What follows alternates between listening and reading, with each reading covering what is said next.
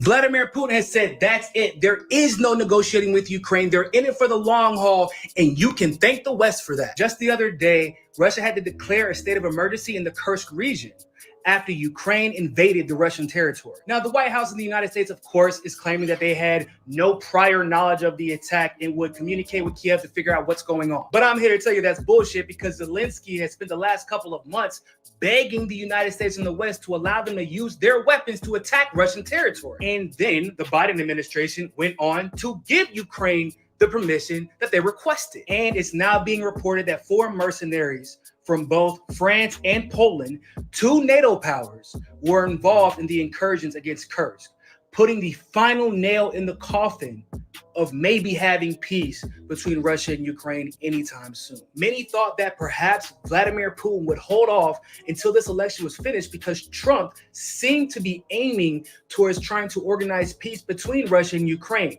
But now, because of Ukraine's brash actions and the West's influence, looks like he's taking it out of everyone else's hands, and there may not be a Ukraine by the end of this. Putin said that it seems obvious now why Ukraine has been refusing to engage with any attempts with Russia, as they've offered more chances to resolve things peacefully. And he says it's because their Western masters won't allow them to, and they're trying to gain a better position to negotiate. But how can you negotiate with people who are targeting purposely civilian infrastructure? A lot of people are confused as to how this could possibly gain Ukraine a strategic advantage, leaving and diverting sources from their own territory to attack Russian territory, when the whole goal was supposedly to defend themselves. A former Russian president, Dmitry Medvedev, said that their goal was to get Russia to divert resources from Ukraine to defend themselves, but principally it was to prove to the West that Ukraine can still fight. And as a result, he said that Russia should expand its war aims to take all of Ukraine, of which, by the way, Ukraine already has yielded 18% of its territory to Russia. A lot of people thought that maybe this election could change the outcome of this war and, stop allowing Ukrainians to be sent to the meat grinder to beat a country that they could never stand a chance against. But it looks like because of the actions of the West, Putin and Russia is taking this war out of their hands, and he's handling it his way now. So don't be surprised in a couple of years if you type in Ukraine to your Google Maps and all that pops up is Russia, because this ain't going to end well for them. This is looking like another failure by another NATO proxy, adding to the whole list of L's NATO has taken over the last couple of years. What's poppin', my friends, my family? We are back once again. And I hope the NATO left is happy, because they got the never-ending conflict with Russia they always wanted, because their war criminal girl boss Hillary Clinton lost, and the liberal class never forgave Russia, because they blame Russia for that, because they can never actually look inward and see why they lost. That was my guess. But this is the Russia gambit that the corporate media is celebrating. We officially have the World War III battle lines being drawn, where Benjamin Netanyahu and Israel is doing everything they can to draw the West into a conflict with Iran, which the West is more than happy to go along with. And then you have Russia and Iran that has this military alliance. They strengthen their ties the same way we see Russia and China becoming closer. You have Tehran and Moscow that are seeing the same enemy.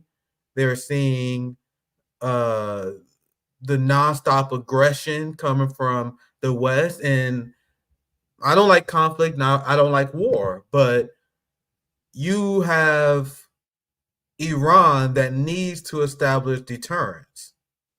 They have to establish deterrence against Israeli aggression. They gave a glorified fireworks show in April. And because they didn't they wasn't strong enough against the terrorist Israeli regime, all they did was enable them, which led to the assassination of the lead negotiator for Hamas in Tehran, a disgusting act of war. I need to make sure we get our guest link in here. We're gonna have a get join. Hold on 1 second.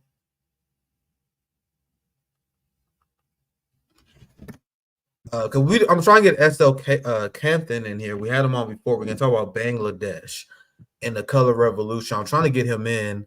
We're running a little bit late on that, but I still have plenty to cover. This is why I wanted to cover more in detail yesterday. And this is why I said the World War III battlegrounds are drawn. I think we already in World War III, where you have this alliance between Iran, China, and Russia. China already made clear that they were willing to defend Russia against NATO and Western aggression. And now we're going to see how serious China was when they said this, because you now have a NATO-sponsored Ukrainian invasion to Russia, which is not going to do anything to liberate Ukraine. It has nothing to do with achieving military objectives. It's all about probing war with Russia with the mainstream Western powers, because you're still going to have Russia occupy Ukraine. You have Zelensky that is actually open to peace, but the West is not open to it. So since the goal of the West is not to win in Ukraine, it's to have never-ending conflict and war with Russia, they're continuing to engage in mission creep. Because before, the idea of a NATO-sponsored, Western-sponsored invasion into Russia was unthinkable. The same way that sending M1 Abram tanks, the fighter jets to Ukraine was once unthinkable. What the United States State Department is doing is actually pretty crazy, because they are constantly pushing that red line and seeing how far they can push Russia, the global nuclear power. And now here is the State Department goon essentially saying that's common sense for Ukraine attacking the Russia, even though this was against their policy just last year. And they constantly engaging in this mission creep, because the goal of the Biden administration, and by extension the Trump administration, if he wins, will be never-ending war and conflict, because we're in a state of capitalism where the profits of the arms industry, the profits that the capitalist class is making from the war, is way more important than having a stabilized working class in America, a stabilized economy, and a functioning relationship with our neighbors. So here's the State Department goon now justifying something that was considered a red line. I remember when Macron floated this idea and people freaked out, but now it's considered mainstream establishment approved that Ukraine has the right to invade Russia. In fact, we have corporate media that's celebrating this. So let's watch this video. Maybe your assessment on the latest about the particular Ukrainian advancing in Russian territory. So, Alex, I know my colleagues spoke a little bit about this earlier in the last week, but I'll let our partners in Ukraine speak to their own military operations. But generally speaking, we have supported Ukrainian forces being able to defend themselves against attacks by Russia's forces that are coming from across the border to take actions to protect themselves from these attacks. That, as President Biden says, would be common sense. We are continuing to stay focused. And what he's not telling you was this was the red line that the Biden administration put on Ukraine before. The same way they refused to give Ukraine long-range missiles because they didn't want Ukraine to fire missiles into Russia. They took that red line and now said, oh, no, we're okay with that. It only makes sense. Guys, this is not something that the winning side would do. I see some people saying the volume's low. Yeah, I think the video... I think the video is low. What's popping? What's popping, friends? I'm just now checking out the chat. I appreciate anyone that joining early. Earlier than I usually go live. I just now finished my hotspot. Nick in the morning, Nick at noon, Nick in the afternoon, Nick at night, Nick at any time. Make sure you guys like and subscribe, and make sure you share this because I'm going live at an unusual time. But this is mission creep by the Biden administration meant to provoke Russia. And this is them justifying it. Let's continue. Actually, what I was saying earlier, this is not something you would do if the mission was successful. If Ukraine was winning this war, I'm gonna see if I can find this. See, I saw Che Boyle's share with Ukrainian fatalities, and this is why I was asking Marianne on Twitter when we had an argument, like, are you satisfied with how the Ukraine war is going? When she was trying to pretend that RBN was canceling her for no reason. No, it was because of your support for war. You can't be a peace activist, a quote unquote left peace activist while you support this. Look, I saw this from Che. Mortality in Ukraine in 2024 is 3 times higher than the birth rate. So we have the NATO left that is 100% okay sponsoring an entire generation of Ukrainians being wiped out. Why? Because they have Putin derangement syndrome. And the Marianne Williamsons and the NATO left and the liberals who support Ukraine, they would look at me and they would look at other people and they would say, oh, well, you are a Putin sympathizer. What do you mean I'm a Putin sympathizer? I am sympathizing with the Ukrainian people. Your politics is leading to mass death and suffering of the Ukrainians.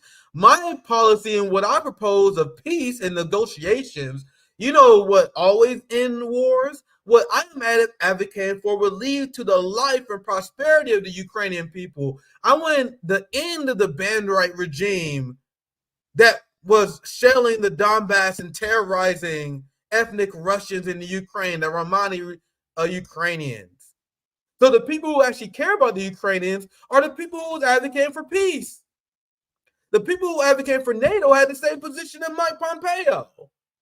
The position of Mike Pompeo, hey, Catherine, I'm glad you're able to join. I'm going to introduce you here very soon. Thank you for joining me, brother. The position of Mike Pompeo in the neocons in Washington is that supporting the Ukraine war is a no-brainer because we can achieve our geopolitical objectives without any of our soldiers dying. It's the Ukrainians that's dying. The brave Ukrainians that are sacrificing an entire generation for Western democracy was what they really mean. NATO domination. BlackRock control of Ukraine. BlackRock now is going to own Ukraine. That if the West have their way. So the people who actually care most about this are the people who are against the NATO proxy war and funding the war. You have Cori Bush, who thank God she lost. Cori Bush openly bragging about how she supported $60 billion going to Ukraine. Cori Bush, Nina Turner, I saw on her stream before how she said, of course we support Ukraine and weapons to Ukraine. That's the NATO left that's directly responsible for this. And this is the last thing I'm going to read, and I'm going to get my guests in here.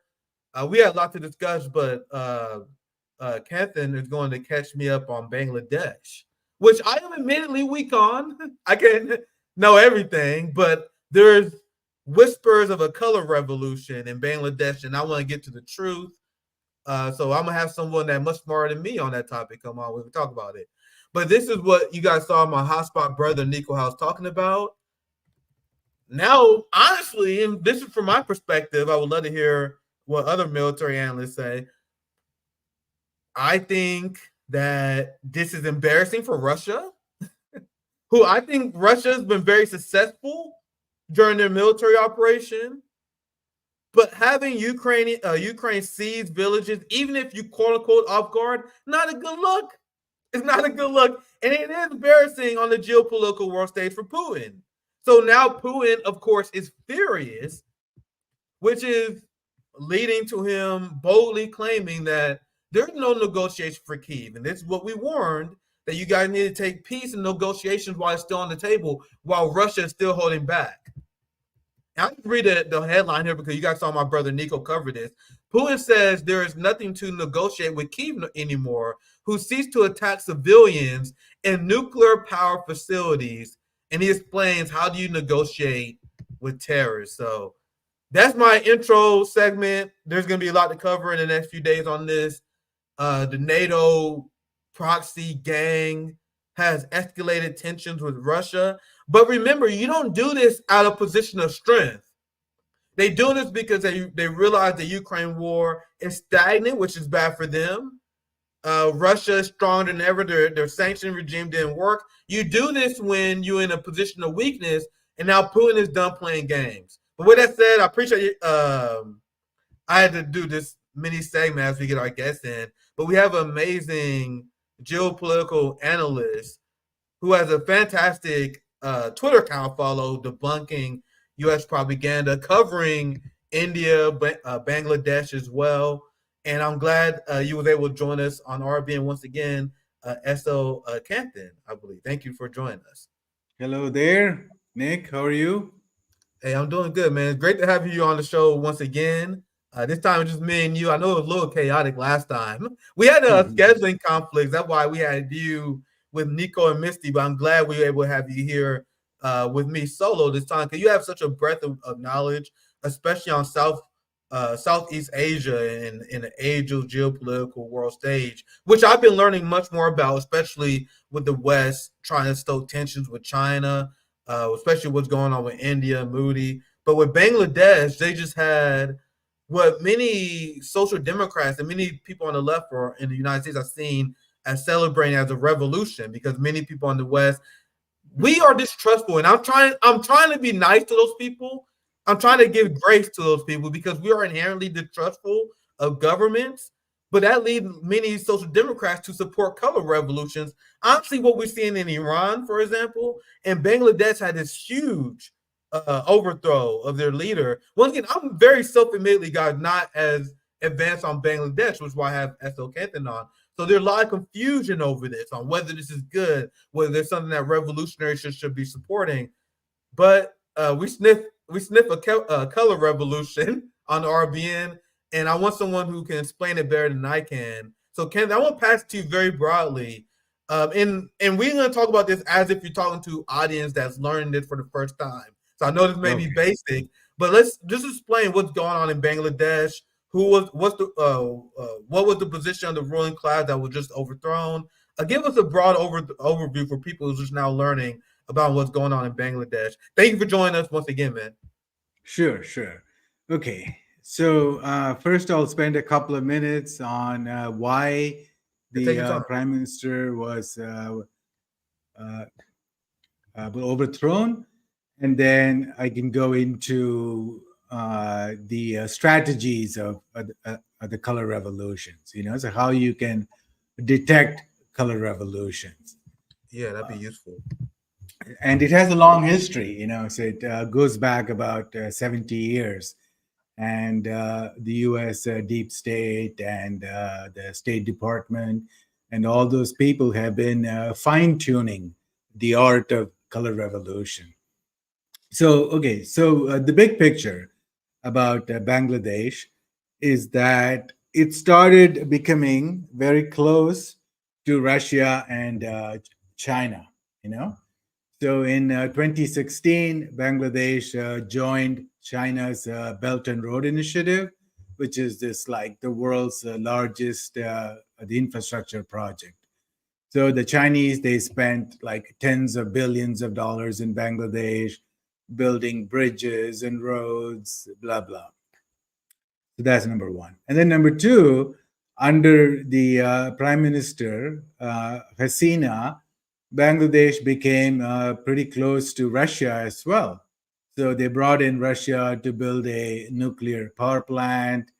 And then when the US placed sanctions saying, no, you cannot do that, then Bangladesh paid Russia with the Chinese yuan. But Bangladesh did not want to be like an enemy of the US. It just wanted strategic autonomy. It wanted to be friends with everybody. It wanted to be friends with China, India, Russia, US, But obviously that is not acceptable in Washington, D.C. So they basically replaced her. They got rid of her with the revolution. fake revolution. Okay, so these are all fake revolutions. Yeah. Whatever you see, like Hong Kong, Belarus, Ukraine, Venezuela, Bangladesh, these are all fake revolutions, narratives. Now, when I say fake, so you have to understand that the people themselves, most of them, they don't know that they're being pawns, right? Like people like protests, and they want to change things, and if you give the right the incentives and the psyops, then people will protest, So you just have, so I'll go into the details later on. So when I say fake revolution, so I'm not trying to hurt the intentions of Of course. the protesters, right? So they're kind of the patsies or the stooges or the useful idiots, But they have a good heart, and then some of them, they just like protest. It's like if there's a football team that wins, you know, say the San Diego football team wins, then people go crazy, and then Yeah. people just burn down things, right? So like there is the mob mentality there as well. So that's the big picture. And then also, the U.S.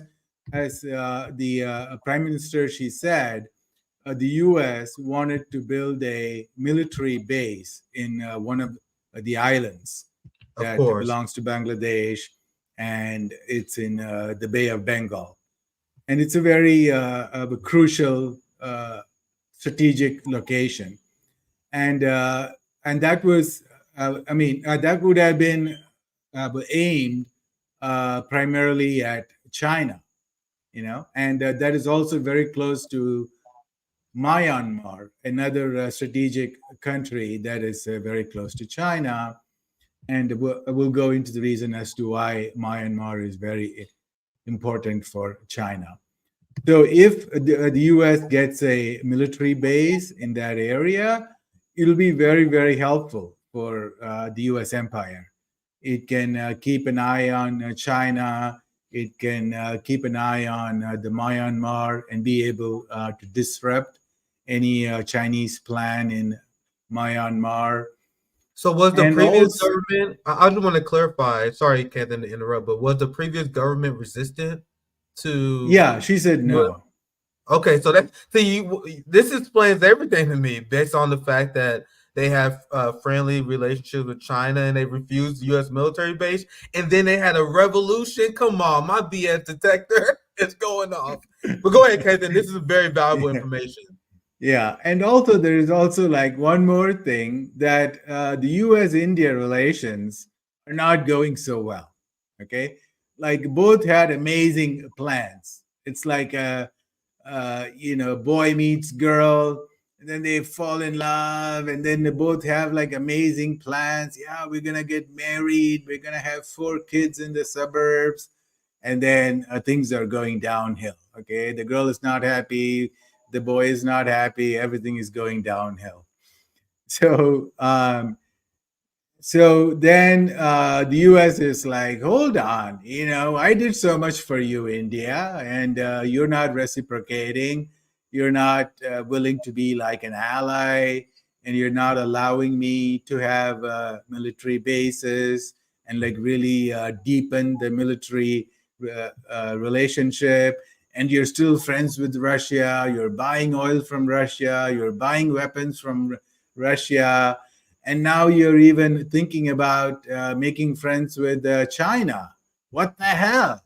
Okay, we have spent so much money and so much time and efforts to woo you, and we let all these Indians come to America and become the CEOs of Google and Microsoft and IBM. Why do you think we did that? Because we wanted you to become an ally. We wanted you to become a vassal. We wanted you to become like the Philippines, like Germany, like Japan, South Korea. 100% yes, sir. Yes, sir. You know, so the U.S. is very disappointed with India uh, because India, I mean, also has these, the islands, which are actually much bigger than the island that Bangladesh has. So, well, if India had said okay to the US to have military bases in those areas, then the US would probably not have done the regime change in Bangladesh. So, that's also another reason why the US had to do that.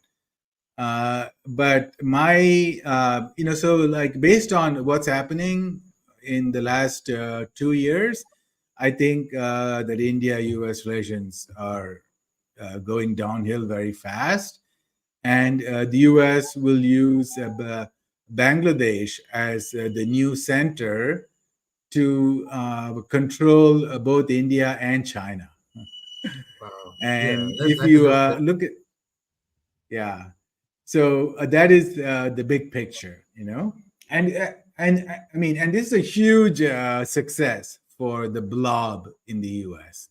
The blob is the CIA, State Department, yeah, Pentagon, right? They're the blob because Bangladesh is a huge country. It has 170 million people, you wow. know, and so Bangladesh used to be a part of Pakistan. And in 1971, they split and then they became Bangladesh. Before that, they were just Pakistan. Yeah, And so now the new government is very pro Pakistan.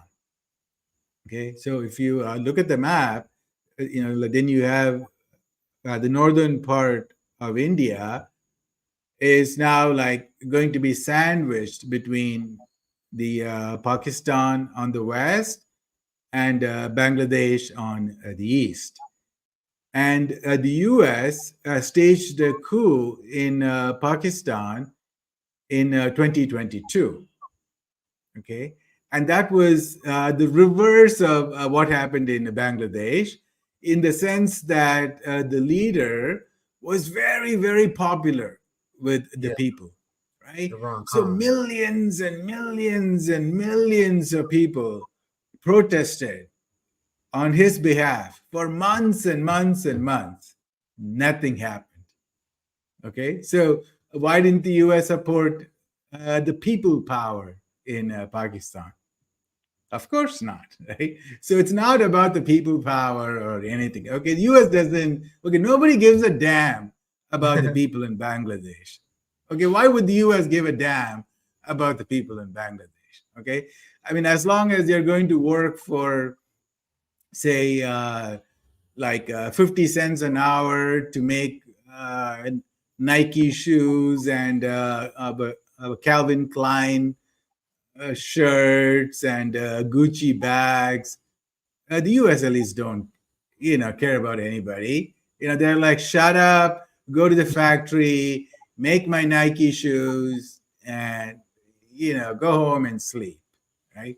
So nobody cares about democracy. Okay, so so if you, I mean, like if you are in a 2024 and if you are like an adult and you think that the CIA, Pentagon, State Department want to spread democracy, man, there's no hope. Okay, Yeah. so there's a video that I posted a while ago, and this was a time when the CIA, the agents were actually allowed to speak openly. So like this Is was this in. is this it?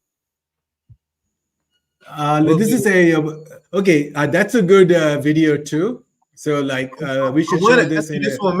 If you want to, you can send me the link of the video and I can pull it up. Okay, I wanted okay, to ask one you about second. this one and Color Revolution some more. Because I want you to Yeah, so talk about. let's take Go the ahead, go ahead. video for a few more minutes. Okay, so that's a very good video. Yeah, so I want to play this because I want you to speak more on this and we can because I love the explanation. I think it makes 100% sense to me and our Okay. audience that the CIA will want to stage a color revolution against Bangladesh because they got too close to Russia. I'm gonna play this video. Oh, hold on. Don't play this video because this is a Oh, you very want to good play this one? video. I see. I'll play this one. I'll play this one then. Let's Yeah. do this one. He said you had to be a child or an idiot. Oh, I've seen this one too. I've seen this one. So yeah, let's play this one first. To believe America respects democracy in other nations. In the CIA, we didn't give a hoot about democracy. I mean, it was fine if a government was elected and would cooperate with us, but if it didn't, then democracy didn't mean a thing to us. And I don't think it means a thing today. And that's why I am so relentless against the NATO left, the Bernie Sanders fake progressives, because they will support the empire because they legitimately believe the empire has the best interest of the country they are meddling in. And I'm talking about the Marianne Williamsons, the Cenk Uygurs, big progressive names in the United States who supported the Ukraine proxy war because they legitimately believe that the neocons in Washington cared about the Ukrainian people. Just for example, another example is Afghanistan. Marianne Williamson was spreading bullshit about how we got to protect Afghanistan women, even though quality of life was higher under Taliban occupation versus whenever the United States occupied Afghanistan, because it wasn't about protecting Afghanistan women. So thank you for sharing this. I know you got a lot of stake in this. I'll pass it right to you. I'll let you chime in. Yeah. So people, so here is a nugget of truth, okay? Billionaires don't give a shit about you. Really, it may come as like a shocking thing for you, but the world is ruled by billionaires and they don't give a damn about you.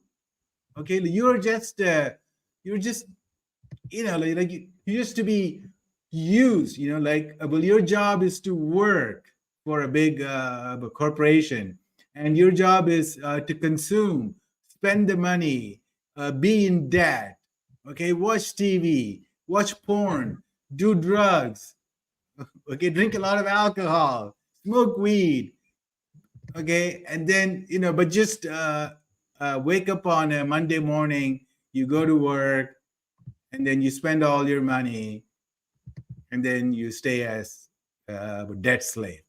Okay, that's what the billionaires want. Okay, the billionaires don't want to give you democracy. They don't want to give the Bangladeshis democracy. Like this is the truth. Okay, like there's no Santa Claus, and there are no billionaires who want to give you democracy. You think BlackRock and Blinken and Lockheed Martin, they care about Bangladeshis who make 50 cents an hour? Give me a break, right? So, and the new government, and I mean, it's like the coalition, it also, like includes a radical the Islamist group that is considered as a terrorist group by a lot of countries, including India and Russia. Okay, so those the Islamist groups are not going to spread democracy.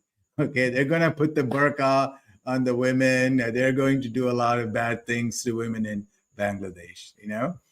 And the so-called this woman, she was sort of a dictator in the sense that she put the opposition groups in prison.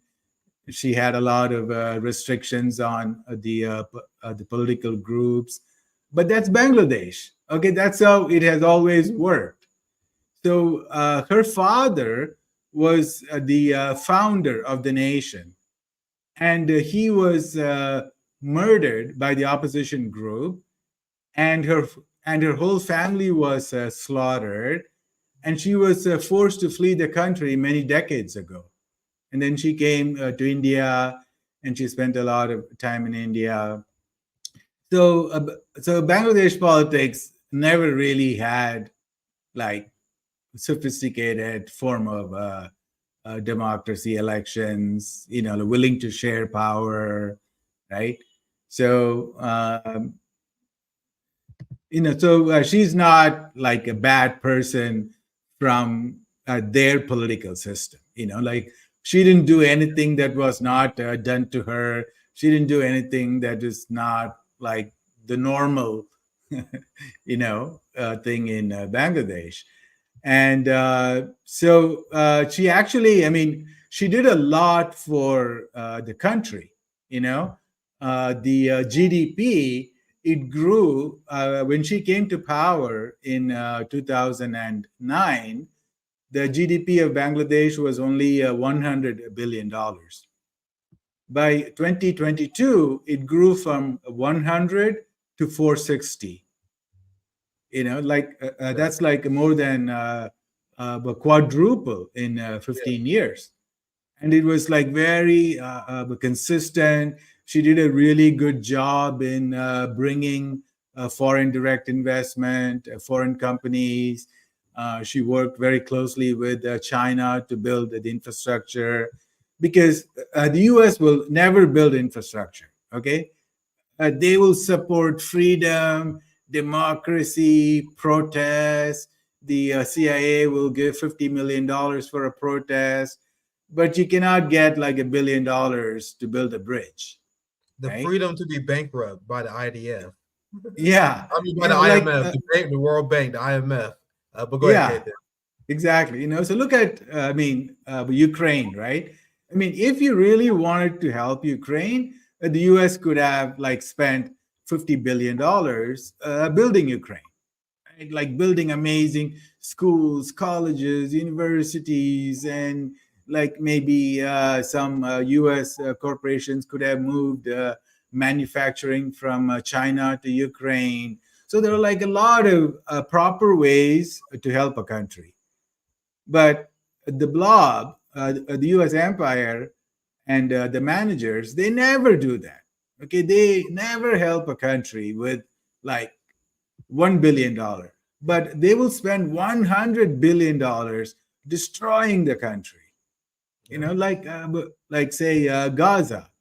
If the U.S. had spent just $1 billion, like doing real things for the Gazan people, like the infrastructure, maybe solar panels, jobs, schools, hospitals. No, but they would spend like $10 billion bombing hospitals, bombing mosques, bombing schools, bombing universities, it's just like, my God. Yeah, Okay. that's why majority of the global population is now preferring to do business with China, because Niger, for example, Niger kicked out the United States military, and I did a hotspot. I looked into the military agreements that they had. The military agreement with the United States and Niger was so one sided. You had the United States that in their military agreement with Niger, they wasn't even required to help the Nigerian government with counter-terrorist activities. So what they would say, they said, well, we are in Niger in order to help defend Niger and engage in counterterrorism. But whenever the Nigerian government would give the United States government intel, and they would literally put in suggestions like, hey, we need help on counterterrorism, and then the United States like, no, we got the right to say no. And so they were literally just engaging in a way that only benefits them without benefiting the Nigerian people. And this is one of the many reasons why the government in Niger kicked the United States out. They outright said that security agreements that the puppet governments that the West control was not in the best interest of the Nigerian people. Meanwhile, China is forgiving mass debts in Africa. They are building the foundation, the infrastructure of countries. Is that accurate to say, SOK? I don't want to Yeah, glorify China, but it absolutely. seems like they're making Absolutely. great deals. Go ahead. Yeah. So China sucks in uh, marketing. Okay. They don't know how to market themselves. It's really sad. Like there is a website that keeps track of all the projects that China does, uh, you know, uh, like in Africa. And so I don't know why China is not promoting their website or making documentaries about what they're doing. It's like really amazing stuff, right? Like they build, for example, they build roadways, highways, like really good highways, railway system, seaports, airports. Okay, so those things they all benefit China as well, right? Because China needs to transport the raw materials from Africa. So that part is win-win. So the Africans they get to have some nice infrastructure, and China gets to move the raw materials faster. So it's a win-win situation. Yeah, how dare So, you make a win-win scenario? And I hear people who are critical of China, they will say, Nick, how you're being naive. Don't you know China gets something out of this? Yes, that's the point of these deals that both countries benefit. And look at the headline here. I'll pass right to you because you're spitting. But I want you guys see how the Western media spins this. This is where the debt trap diplomacy bullshit starts. Look at the headline yeah, here. China my has God. poured billions into Africa infrastructure. Is it now tightening the tap? This is the Yeah. kind of stuff. Okay. They always leave China headlines with a question. They will say stuff like, China is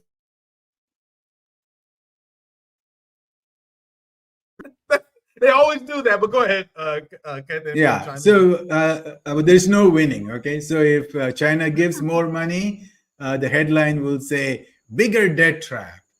And if China gives less money, it'll be like, oh, the Chinese don't love Africa anymore. Yeah. Right. Okay. So like the one part of that is the win-win situation, and well, even in the win-win situation, so let me give you like an example. So I think it is Ghana. Okay, I mean I'm not 100% sure, but in this African country on the west coast, they have this mine, and it has like billions and billions and billions of dollars of worth of really great the natural resources, right? But that country, it's not able to exploit that resources because it's like far away. It's stuck in between the mountains. They don't have the ability to build highways, railways in there. They don't have the ability or the money to build a seaport. And if you want to build a railway, it has to go through the mountains. You have to like dig through the mountains and the forests, and they don't have all these the machineries to dig it up, right? So somebody has to come and say, okay, we will spend $30 billion over the next 5 years doing all this stuff. Okay, so who's gonna do that?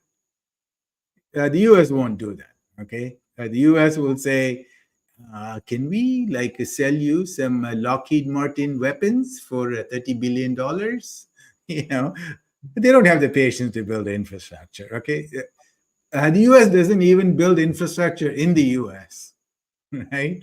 You look at all these, like like they say there are 40,000 bridges in the US that are like on the verge of falling down, collapsing. So, because the US is run by Wall Street, right? Wall Street wants a maximum return on the money, and they don't care about the people. And they're like, man, you want like $5 billion to build a bridge and wait for 40 years to get the money back? Give me a break, you know? And I can just do shorts and derivatives, and I can make that $5 billion into $50 billion in a week. So they don't have patience Yeah. for infrastructure. Yeah. So that's the first part. But then there is this second part that I think that China should do a lot better job of marketing. Like China builds the soft infrastructure. Okay, like they would go build schools for the African children. They would, Xi Jinping, it was like about 10 years ago when he first came to power. He went to Africa and he said, okay, I'm going to provide a satellite links for the internet for 10,000 African villages, right? At that time, like nobody believed him. But guess what? About 2 years ago, China had really provided satellite links with TV and the internet for 10,000 villages in Africa. Right? And just imagine like the profound change such things do to the children and the future of Africa, right? And China would build like solar plants and hydropower dams. So many hydropower dams in Africa have been built by China, and it's like very hard work, you know. The African stuff with like mountains and landscapes and forests and I mean, it's not easy, right, to build this like dams. And then China makes these smartphones, specifically for Africa. And these the smartphones would be like say $20-$30. Okay, so it's not like the Apple, So like if you go to Apple and if you say, "Hey, Apple, you talk a lot about DEI. Why don't you make some cheap phones for the Africans?" They'll never do that, right? So, Yeah. well, Apple will only make $1,400 smartphones, and China goes and makes these like 20, 30, $40 phones, and they're like full of features, like really good features. And then they make the batteries last a long time because in Africa it's like in a lot of the places you don't have like enough electricity, you don't have consistent electricity, so you buy these Chinese phones and you don't have to charge them for like 5-6 days. They just last forever. And they even like make the phones so that it works very well with the dark skin. So if you make like if you take photos and videos, it comes out really well. So things like that. And then they build hospitals, they train doctors, they build sports stadiums. I mean, they build like the housing projects for people. They train the African farmers on how to like make the agriculture very productive. So these people, they go to China, they spend like a month learning the art of farming, and China gives them the right seeds. So like really really amazing stuff, like very very humanitarian. Yeah. Because in the end, you want to help others, right? Like there's something really fundamentally uh, so good and also logical about that. Like you want to help others. If like if your neighbors are better, if your the next country is better, like if Mexico is thriving, then you won't have problems with drug cartels, right? And you won't have problems with the immigration. So it's logical, but it's also Under capitalism, they want us to view each other as competition. You don't you yeah, don't need your exactly. neighbor, you gotta compete with your neighbor. You don't help your neighbor in countries, we gotta compete against them. And that's why I've been telling Americans who so worried about this migration crisis. The migration crisis is the result of United States sanctions and our failure to create a thriving environment for our neighbors, our neighboring countries, our fellow humans who Americans and I think many victims of capitalist countries, they tend to think of the other as the enemy, as someone to be feared. Meanwhile, people who are more socialist minded, like the Chinese, who engage their own version of Chinese Marxism, they don't view Africans as the enemy. They don't view Russians as the enemy. They rather build and help them thrive. This ideology is considered the most dangerous thing to the capitalist class. And I've been into debates with friends over this who we mostly agree about a lot of stuff, but we disagree on this, like the motive of the capitalist class. We all agree that they're crazy, but because we may have different ideologies. I'm a Marxist, other people are to my right. We debate on why they're doing this. And my perspective is this is just a continuation of the global class war.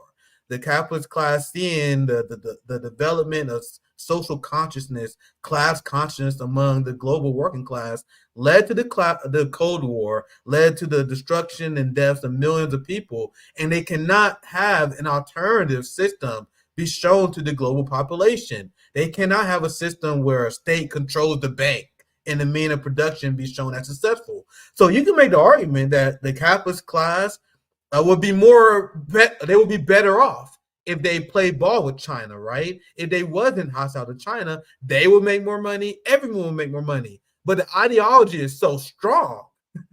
The ideology of breaking the social consciousness that come from Marxism is so strong. They'd rather lose money and thrive less if it means to fight China. Is there any part? Is there anything you want to chime in on this, Kenthan? We're gonna wrap up here soon. I don't want to take too much of your time. Oh, But anything okay. else you want to add? So then we should go back to Bangladesh and Yeah, we definitely wrap will. up We will. the color We will. revolutions. Okay, so what time is it now? 10:30 here. Okay. Yeah, we'll still cover some more Bangladesh because I have a few headlines. Don't trust me, we get to that. But anything you wanted to cover before we move on back to Bangladesh, we'll wrap up the stream maybe another 10, 15 minutes. Just because I won't take too much Okay, of your time. then but let's move to Bangladesh, and why don't you play that video about the color revolution? All right, good, because I wanted to get all shit. Let me pull it up. Then I closed it. Let me find it again. Oh Jesus, where'd it go? As I find that, I want you to speak more on it. Dang it, I just had it up. I gotta search for it. I want you to speak more on this because I speak out of liberals engaging in cultural imperialism, and this also helps fuel and funnel color revolutions. For example, this helped funnel the color revolution that we've seen in Iran, where they project. Oh man, I gotta find this damn receipt again. They project the liberal culture onto other people. The will to implement liberal culture, and there can be great legitimate criticisms of said countries, but they will use liberal criticism as a way to justify said color revolution. But I won't pass it to you because I'm gonna look for the receipt. Do you mind sending me the link? I got to pull it up again. But this is something that made me extremely suspicious initially about Bangladesh, and I'm gonna find the link here soon. But when you look at the Western media, you see the Western media like celebrating the Bangladesh color revolution. And if you guys know anything about Western media, if it's something that goes against United States interests, they will call them all sorts of terrorists, all criminals. In Haiti, they're gangs because they're black, so they call them gangs in Haiti. But whenever it's a color revolution, you see how the headline is, "We're freed." You guys see the language. But Kevin, I apologize, but I'll pass it to you, and I will pull up that receipt as you speak here. Anything you want to add as I pull that up? I think you're muted. I think I got it. Okay. Here. Okay, so let's play this video, and then we'll go into the color revolution. All right, cool. Yeah, let's play the video. In the basement of this 4-star hotel, human rights activists come to what feels a bit like a school for revolution. This workshop, how to make sure your message, whether in Egypt, Ukraine, Hong Kong, China, North Korea, catches on. This may not evoke the spirit of the barricades, but the teaching here is to be successful, to topple a government for good. You have to be organized and to plan meticulously. And activists here have been involved in helping to organize the current protests in Hong Kong. Their plan to put thousands of people on the streets of the territory was in fact hatched nearly 2 years ago. And dialogue is still the only hope that we have. Jan Yilang protested in Tiananmen Square. I'm Joshua Wong, the convener of Scholars. He's talking to the Hong Kong students now on a daily, almost hourly basis. In the basement of this 4-star... So when you see this, go ahead, Captain. Feel free. You go first. Go ahead. So guys, the revolutions that you see on TV has a very Disney-like narrative, So a bunch of people protested, and then the leader fled. But behind that is like a whole bunch of organization, hundreds and hundreds of millions of dollars of donation, funding the NGOs, grooming the young people for many years. So, like in this video is from 2014, and you see a 16-year-old boy at the end of the video, and his name is Joshua Wong. And then about 5-6 years after this video was filmed, that guy, he became the leader of the Hong Kong protests, right, in 2019 and 2020. So they have to groom these young people, and they have to like brainwash them, talk about democracy, justice, and then they have to like train them on all kinds of things, on how to be successful on social media, how to do the interviews to TV, how to write journalistic articles with sensationalism, and how to recruit other young people. And when it's time for a protest, it's like a very very science. It's like protest is like a science and art. So you choose like what location to protest, how to look out for the police, what to set on fire, what to destroy, uh, how to escape surveillance, how to take care of the wounded people, blah blah blah. It's like it takes like months and months of workshops on protest. Okay, and so here is the most important thing. For example, in Bangladesh, if you look at the opposition leader, the BNP is the name of the party.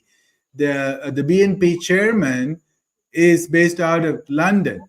Okay, so he sits in London. He works with the MI6 and the CIA to organize the protests in Bangladesh. And the new leader, Yunus, he's the interim leader. He's a very close friend of the U.S. establishment for years. He came to the U.S. to do his PhD in economics, like many decades ago. I think in the 1970s or so. And he's very closely aligned with the U.S. He got the Nobel Prize. He's very good friends with the Clintons, Bill Clinton and Hillary Clinton. He's very good friends with Bill Gates. And he started a bank, supposedly to help the poor people in Bangladesh. But he would charge them like 20, 30%. And a lot of these really poor people would go bankrupt, and they would be forced to sell their homes and the assets, whatever assets they have. And then this guy, Yunus, he funneled millions of dollars back to the Clinton Foundation. Okay, so like Hillary Clinton, when she was the Secretary of State, she would arrange, say $100 million of aid from the USAID, like and or the World Bank, to give like charity to this guy Yunus, who ran a bank. Why would a guy running a bank would need the aid from the U.S.? If he wants to help the poor people, like if I got $1 billion from the World Bank, then I would give the loans at 0% interest rate to the poor people. Right? Why would I get like $1 billion from the US and the World Bank, and then I'm going to charge the poor people 20, 30%? That's like usury, So this guy is a scam, and he is very involved with the deep state. And then like one more thing about the color revolutions, okay? It always requires the backing of the police and the military. Yeah. So the first thing the US does is to go buy the military chiefs and buy the police chiefs, right?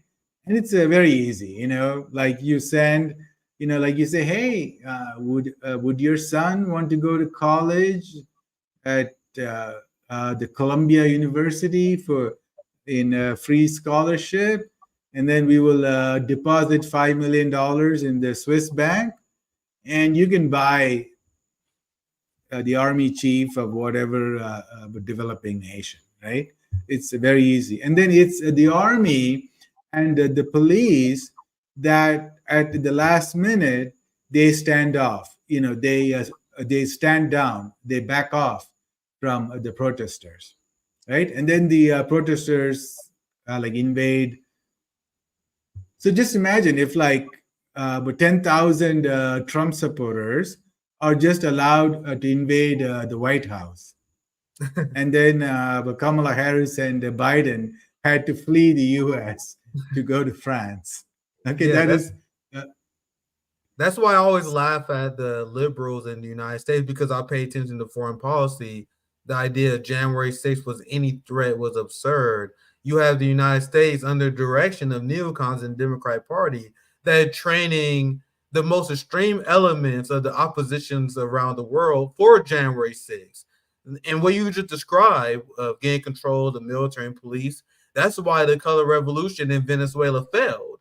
You had the opposition to Nicolas Maduro that was calling on the United States military. You had Anthony Blinken that released a statement calling for the United States, the Venezuelan military to oppose Nicolas Maduro. So, great information, because that's always their go-to.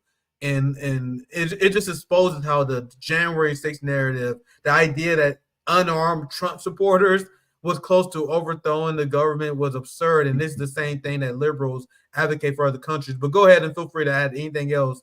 A lot of great information yeah, regarding yeah. that. So so like when you see a country like Venezuela, where the army, the military, they refuse to do a coup.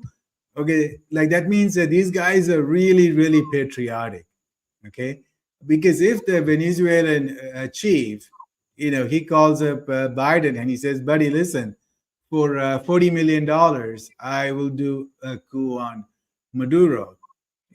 Send me the Swiss bank number and I will verify, and then Venezuela is yours.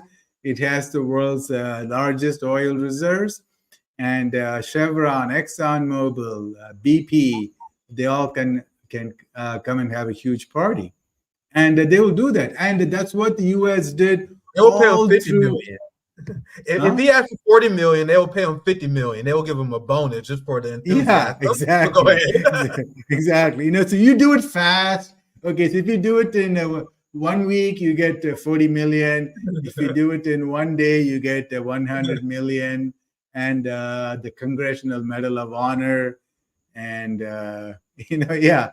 But They this is get bonuses based on how many opposition people you kill. They probably grab bonuses. Yeah, they'll do anything. Do you understand how much money we were playing for them? 40, 50 billion is nothing to the elements that want to get rid of the Venezuelan government. But go ahead, Kevin. yeah.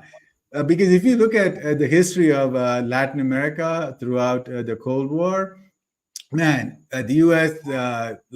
Blatantly assassinated leaders of Panama and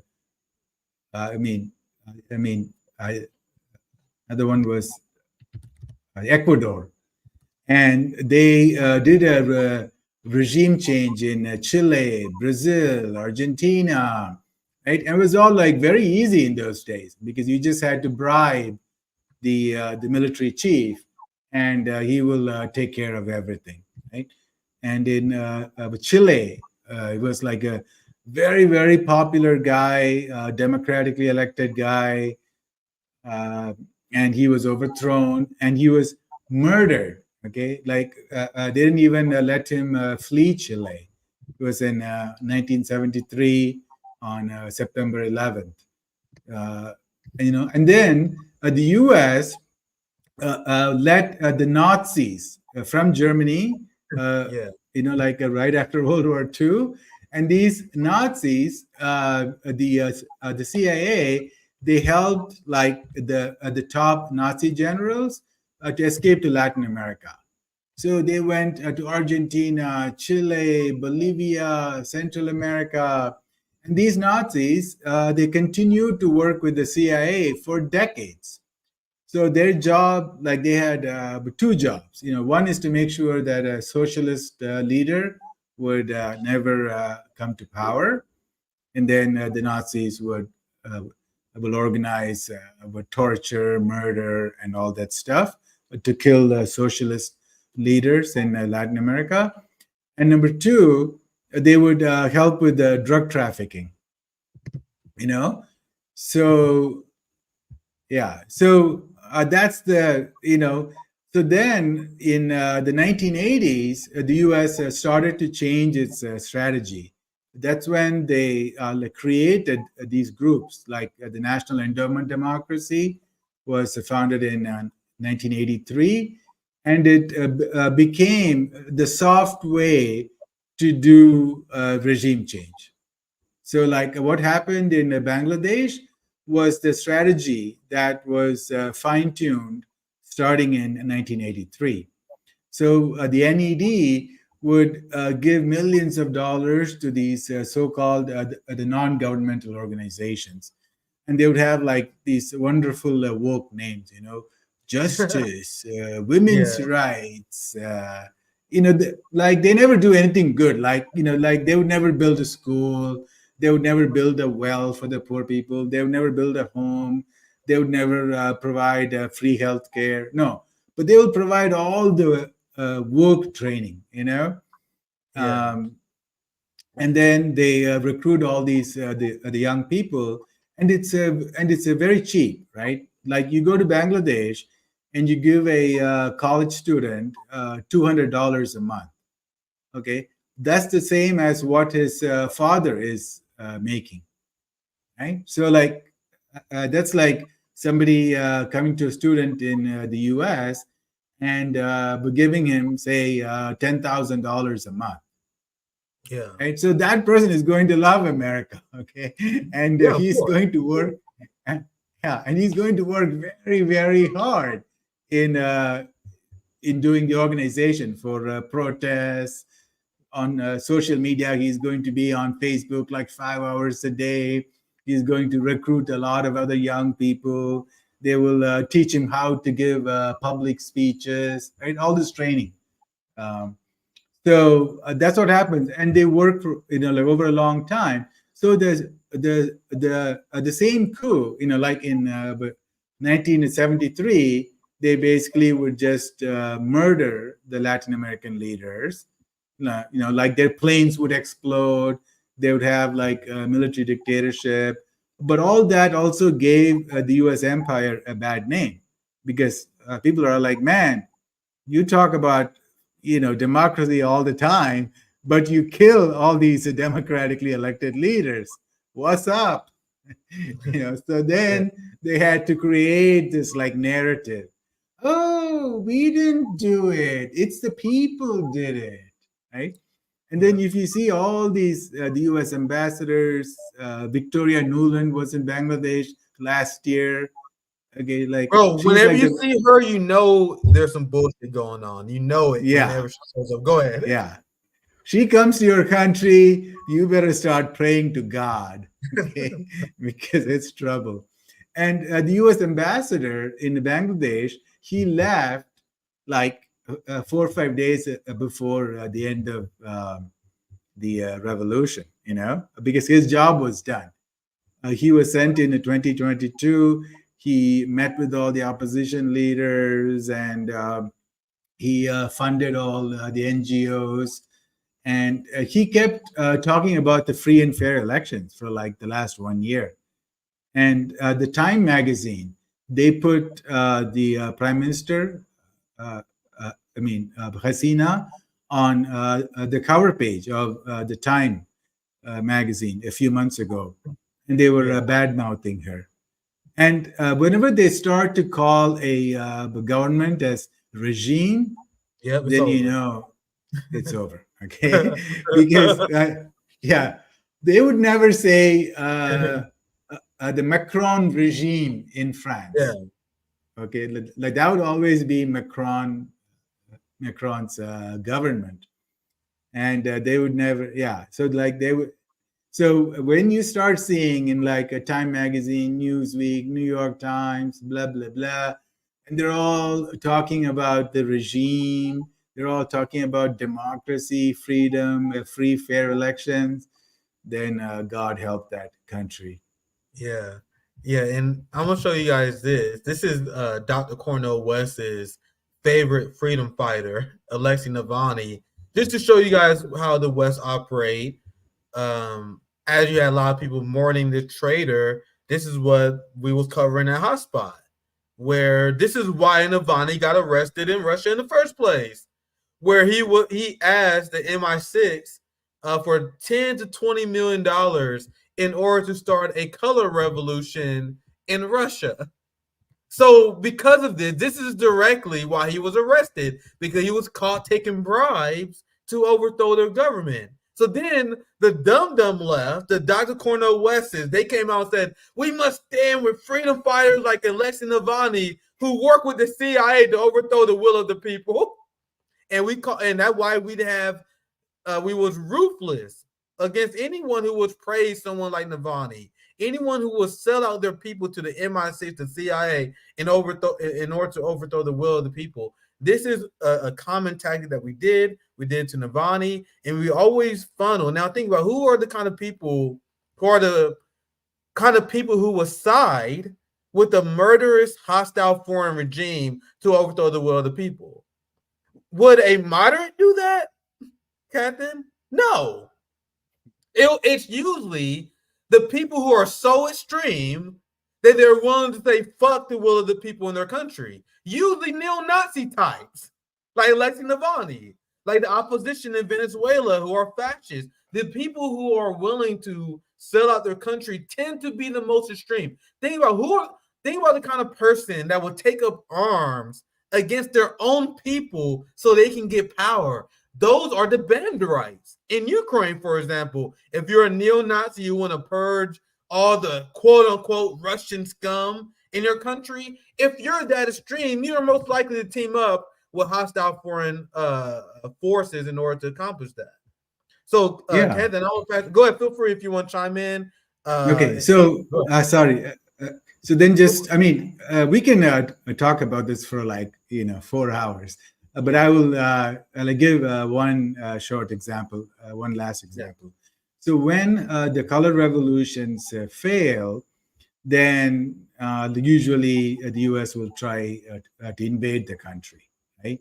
Like Saddam Hussein, they will make up some story, okay? Like they will say, oh, WMD, he killed 40,000 babies and he had them for breakfast. Like whatever nonsensical story, like Saddam's soldiers, they threw babies out of the incubators in Kuwait. Remember that story?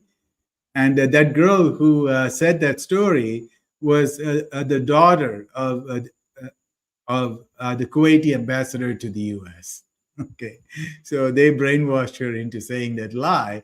So like whatever, right? So and then in Syria, if you look at what happened since 2011, they tried to do a violent color revolution. So the CIA and Qatar, Saudi Arabia, they all worked with Jordan, and they not only had protesters, but they funneled guns and weapons through the border of Syria, Jordan. So that's what happened in 2011. But all those guns and stuff, it did not work. I mean, it was not sufficient to do a regime change in Syria because President Assad was very, very popular. And people, they loved him even after 10 months of these violent protests. And that's when the US started, sending in the Al Qaeda starting in 2012.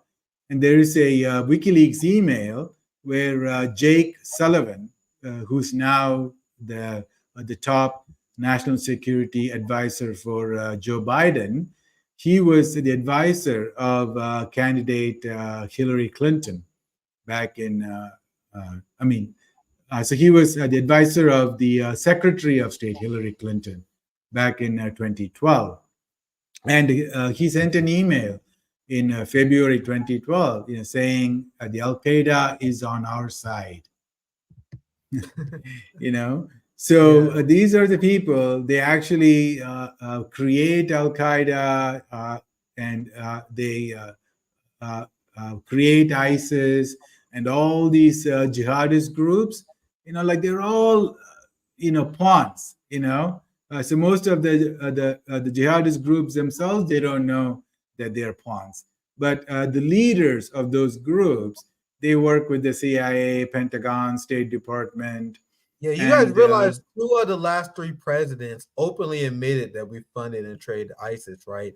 Barack Obama admitted that we trained ISIS, and then Donald Trump said that Barack Obama and Hillary and the United States military funded ISIS. When you have 2 of the last 3 presidents, the last 2 presidents admit that we funded and armed terrorists, maybe we believe it, right? But go ahead, Kevin, finish your thought. yeah,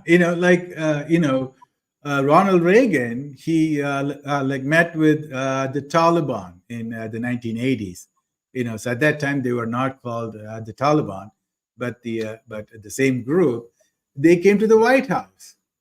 Okay, they sat with Ronald Reagan, and you can find that video on if you search for it with Google. Yeah, I did a hotspot And at video. that, There's been many agents of ISIS that was outed as outright Mossad agents. There was old school Mossad agents that was yeah, busted as members of ISIS. But go ahead, finish your thought. It's a great conversation. yeah. And then when the Syrian army, they would go and defeat the ISIS, and they would look at their food, and it would all have like the Hebrew language. It's like straight from Israel.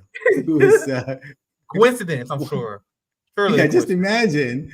imagine, Jewish Israel sending arms and the medical, stuff to the Islamist jihadists who are supposed to want to kill Israel. I mean, it's all like there's so much, I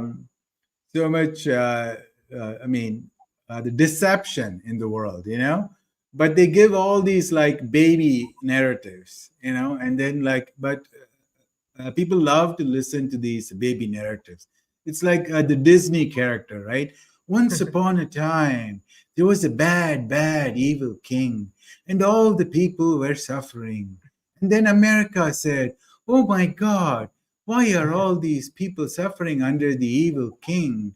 And then the noble CIA and the noble Pentagon Yeah. rode the white horse as a shine. This is a story they tell, and then the people are like, "Wow, America, America!" Yeah. Absolutely. And they also you would notice in these Disney CIA level scripts that Hollywood get approved by the Pentagon that anyone who rebels against a Western style system is always portrayed as the bad guy. Or whenever the character starts to build sympathy with the audience, they always have the revolutionary do something crazy to imply that all people who rebel against Western systems are evil. I'm bad with names, but what was the guy from Black Panthers? He's the best recent example of that, where he will bring up great points and talking about how Western slavery hurt Black people, and then they had to make sure that that he's crazy. He's like our solution is to kill everybody. Like they do this because they want you to they want to train you that people who question the system, there's something wrong with them. You know what I mean? There was another a Disney movie I watched with my brother, Killmonger. Thank you, Bryce. I'm always forgetting these people's names. There was another story from Marvel where like these aliens wanted to rebel against the system, but then right at the end, right as you start to sympathize with them, then the leader starts having innocent people killed and murdered for no reason. Guys, it's not just entertainment. It's subtle propaganda to convince you anyone calling for revolution will do crazy shit, evil shit to go against the order. But anyway, I'm rambling now. Kevin, I'm pass to you. I know we would love to have you back on. Always great conversation when we have you on. And as you said, we can go on this all day. So for respect to your time, I'm gonna give you last word. But we want to invite you much more often because you have an expertise. I'm learning more about Bangladesh, especially more about South West Asia. I'm always learning more. You always can learn more. Always good to have people who have that experience on. So we definitely will be reaching out again. But any last thoughts that you may have? Any like parting wisdom? I want to give you a chance to have last word. Anything you want to plug Okay. before we wrap Well, up? So just have like an open mind, okay? So go read, stuff that is not the mainstream, right? Yeah.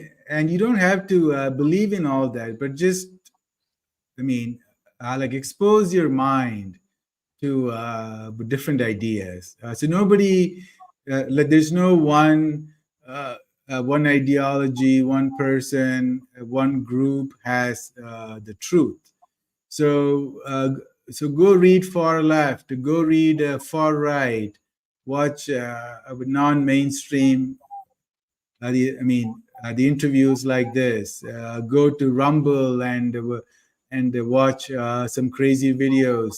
Read some crazy books about geopolitics and politics and so on. And then, like eventually, so you don't have to make up your mind, but then you slowly start to make your own theory, and then you start to connect the dots.